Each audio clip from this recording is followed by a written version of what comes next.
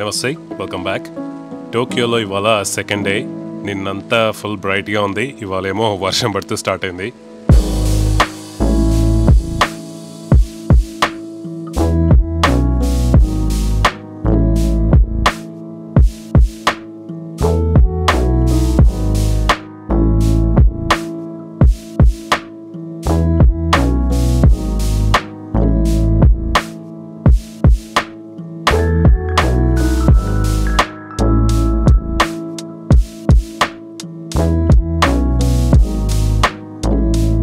పొద్దున్నే బ్రేక్ఫాస్ట్ కావాలి.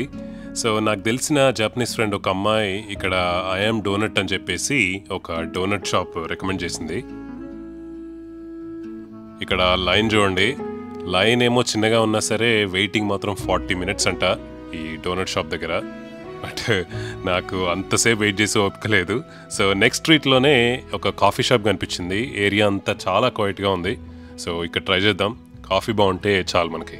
డోనట్స్ కోసం 40 minutes అంటే నా వల్ల కాదా వెయిటింగ్. బట్ ఈ ప్లేస్ చూడండి ఎంత బ్యూటిఫుల్గా ఉందో.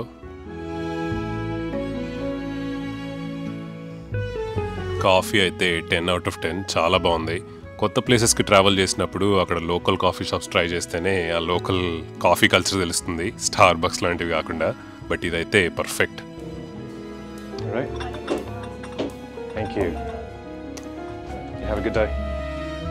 ఓకే, డోనట్ కోసం వస్తే మంచి కాఫీ దొరికింది. సో ఇప్పుడు ఇక్కడ నుంచి మిన్యాటా సిటీ అని చెప్పేసి ఇక్కడ నుంచి ఆల్మోస్ట్ 30 minutes ట్రైన్ రైడ్ అనమాట. అక్కడ ఒక డిజిటల్ ఆర్ట్ మ్యూజియం ఉంటుంది. ఇందాకే రిజర్వేషన్ కూడా బుక్ చేశాను నేను. బట్ ఆన్ ద వేలో టోక్యోలో one of the best places ramen try చేయడానికి ఈ షిబుయా అరౌండ్ ఏరియాలో ఇచిరన్ రామన్ అని చెప్పేసి ఒక మంచి స్పాట్ ఉందంట. సో ఒకవేళ మనకి లంచ్ అక్కడ ఛాన్స్ దొరికితే చేద్దాం. ఇక్కడ ఈ చిన్న ఫుడ్ ట్రక్ని చూడండి, అది ఎంత క్యూట్గా ఉందో. బట్ టోక్యోలో వింత వింత ఫుడ్ అంతా కనిపిస్తూ ఉంటుంది. కానీ మనకి టూరిస్టులకి ఇక్కడ మేజర్గా ప్రాబ్లం ఏంటంటే మెన్యూ. ఇదిగో ఇక్కడ మనం మెన్యూ చూస్తే అందులో మనకి ఇంగ్లీష్లో అది ఏంటో కూడా తెలియదు, ఎందుకంటే మొత్తం లోకల్ జాపనీస్ లాంగ్వేజ్లోనే ఉంటుంది. ఇప్పుడు నేను వాక్ చేస్తున్న ఈ ఏరియా వచ్చేసి మియాషిటా పార్క్ అంటారు. ఈ టోక్యో సిటీ వరల్డ్ లోనే one of the biggest cities. చాలా మందికి తెలిసిందే. ఆల్మోస్ట్ ఇక్కడ 14 million ఉంటారంట పాపులేషన్. బట్ నాకైతే ఒక పాయింట్ చాలా క్లియర్గా అర్థమైంది. ఇక్కడ ప్రతిదీ చాలా ఆర్గనైజ్డ్ గా చేస్తున్నారు. జపాన్ అంటే సేఫ్టీకి పేరు అనమాట. ఇంకా ఏ టైంలో అయినా సరే భయం లేకుండా ఎవరైనా ఎటైనా వెళ్ళొచ్చు. ఇంకొకటి నేను అబ్జర్వ్ చేసింది ఏంటంటే ఇక్కడ పబ్లిక్ ట్రాన్స్పోర్ట్ అనమాట చాలా ఎఫిషియెంట్ గా ఉంది. అంత నెక్స్ట్ లెవెల్ సర్వీస్ ఇక్కడ. అండ్ ఆబ్వియస్ గా ప్రతిదీ టైంకి వస్తుంది, టైంకి వెళ్తుంది. ట్రైన్స్ కానీ బస్సెస్ కానీ ఏవైనా. అండ్ ఈ టోక్యో ఆర్ జపాన్ హోల్ లెవెల్లో తీసుకున్న ఆ సేఫ్టీ అండ్ ఎఫిషియన్సీ వల్లే ప్రతి ఇయర్ ఇంతమంది టూరిస్ట్ వస్తారేమో అనిపిస్తుంది.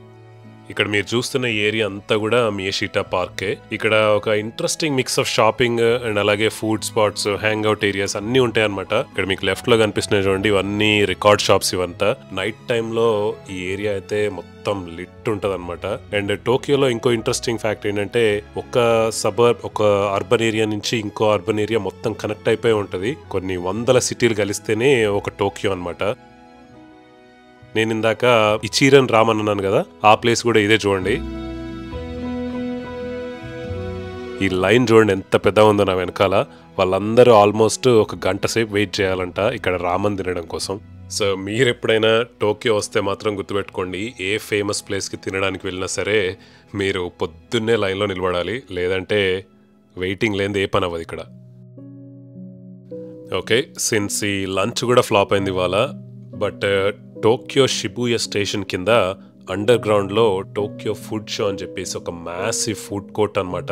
ఫుడ్ మార్కెట్ అంటారు. సో ఇది యాక్చువల్ గా టోక్యో డిపార్ట్మెంట్ స్టోర్. ఇది బేస్మెంట్ పార్ట్ లో ఉంటుంది. జపాన్ లో ఇలాంటివి ఫుడ్ హాల్స్ చాలా ఫేమస్ అనమాట.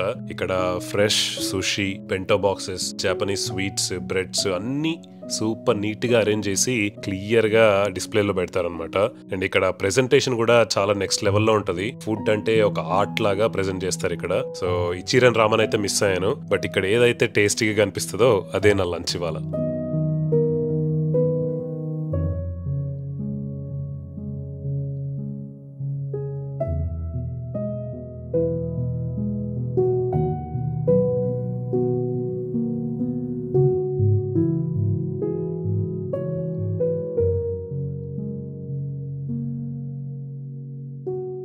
ఇదేదో సింపుల్గా ఉంది మీల్ ఇది నాకు తెలిసి రైస్ బాల్స్ ఇంకా ఇంకోటి ఇదైతే ఆరెంజ్ చికెన్ లాగా ఉంది చూద్దాం.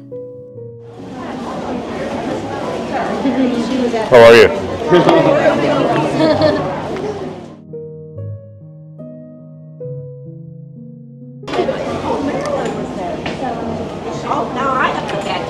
Very good.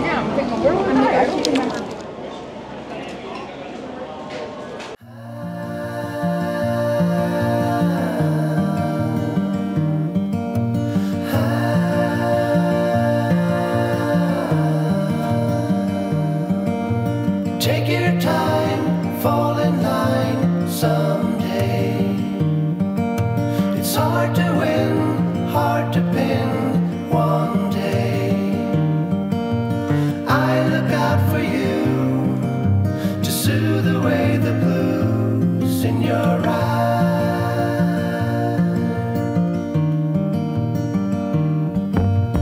Take a stand, move your hand someday.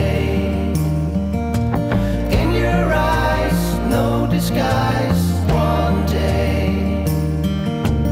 I look out for you. ఇప్పుడు మినాటో సిటీలో ఉన్న టీమ్ ల్యాబ్ బోర్డర్లెస్కి వచ్చాను. ఇది బేసిక్గా ఒక డిజిటల్ ఆర్ట్ మ్యూజియం అనమాట.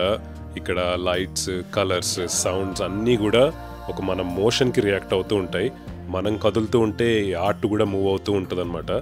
బేసిక్గా ఇక్కడ నేను ఎంత చెప్పినా సరే కొన్ని ఇన్ పర్సన్ ఎక్స్పీరియన్స్ చేస్తేనే దాని వాల్యూ తెలుస్తుంది. చూడండి ఇక్కడ నుంచి ఎంత బ్యూటిఫుల్గా ఉందో.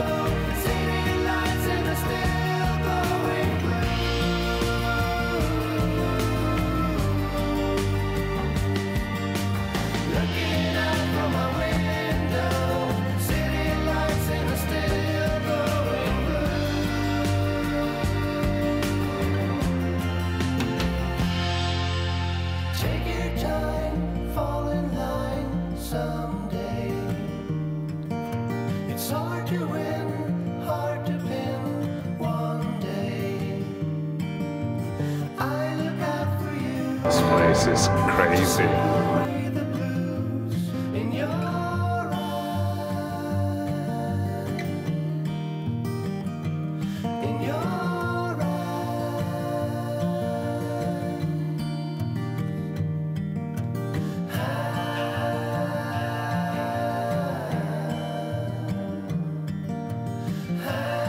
చాలా బాగుంది ఈ డిజిటల్ ఆర్ట్ ఎక్స్పీరియన్స్.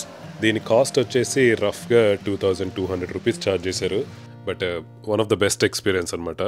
సో ఇక్కడ నుంచి ఇంకో ప్లేస్కి వెళ్ళే ముందు ఈ 7-Elevenలో ఏదైనా ఒక డ్రింక్ తీసుకోవడానికి వచ్చాను. చూడండి ఇక్కడ ఎన్ని రకరకాల డ్రింక్స్ ఉన్నాయి, ఇంక్లూడింగ్ బియర్స్. సో బియర్స్ కూడా జపనీస్ చాలా ఫేమస్, రకరకాల బియర్స్ ఉంటాయి. బట్ నేనైతే ఏదో ఒక కోకోనట్ డ్రింక్ లాంటిది తీసుకున్నాను, ఏదో వెరైటీగా ట్రై చేయాలని చెప్పేసి. సో ఈరోజు ఇంకొక నెక్స్ట్ స్టాప్ వచ్చేసి అసకుసా అని చెప్పి ఒక లొకేషన్ ఉంది టోక్యోలో. అక్కడ ఒక పాత సెన్సోజీ టెంపుల్ ఉందన్నమాట. జపాన్ అంటే టెంపుల్స్కి ఫేమస్. సో అక్కడికి 30 minutes ట్రైన్ జర్నీ. సో అది చూడడానికి వెళ్తున్నాను.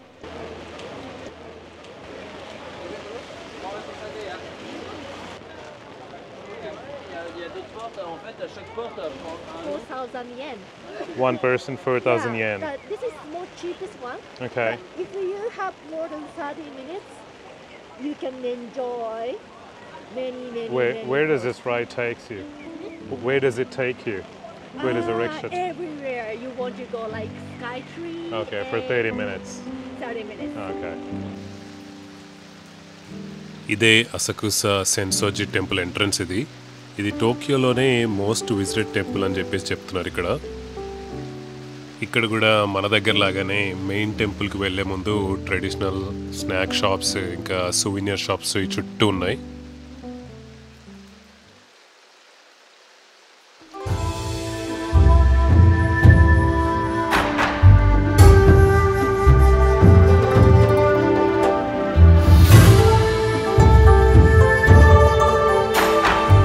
ఈ సెన్సోజీ వచ్చేసి ఆల్మోస్ట్ ఇది టోక్యోలో one of the oldest temple అని మాత్రం తెలుసు.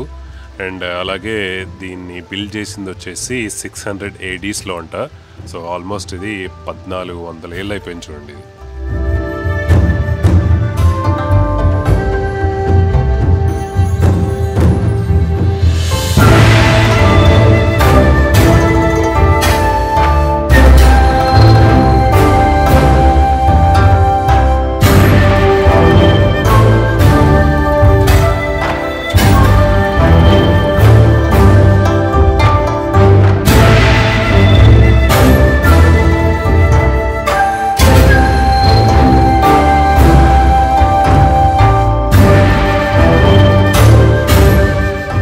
జపాన్లో టెంపుల్స్లోకి కానీ ష్రైన్స్లోకి కానీ వెళ్ళినప్పుడు మన దగ్గర లాగానే షూస్ రిమూవ్ చేయాలి.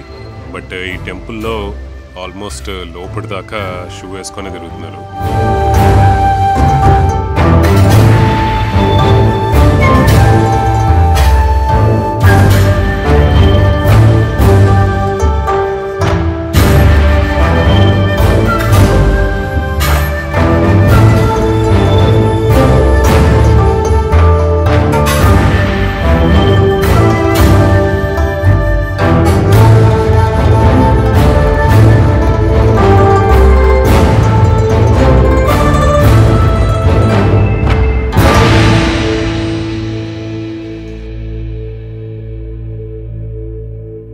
ఇవాళ ఎలాగైనా రామన్ తినాలనుకున్నాను. ఫైనల్ గా డిన్నర్ కి సెట్ అయింది. ఇక్కడ మీరు చూస్తున్న ఈ వెండింగ్ మిషన్స్ వచ్చేసి రామన్ వెండింగ్ మిషన్స్ అంట.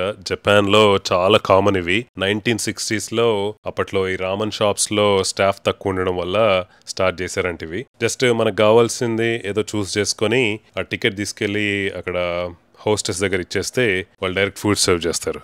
ఈ ప్లేస్లో అయితే నాకు 1700 yen ఛార్జ్ చేశారు. సో రఫ్గా 1000 rupees అనుకోండి. Thank you.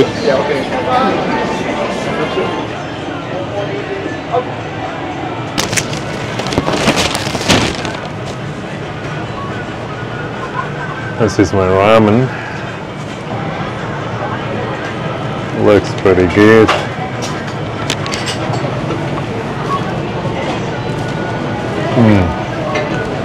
జపాన్ వచ్చాక ఫస్ట్ రామన్ ఇది. సూప్ అయితే కొంచెం రిచ్ ఉంది, బట్ టేస్ట్ మాత్రం చాలా బాగుంది. బయట వర్షం పడుతుంటే ఇక్కడ సూప్ అన్నమాట.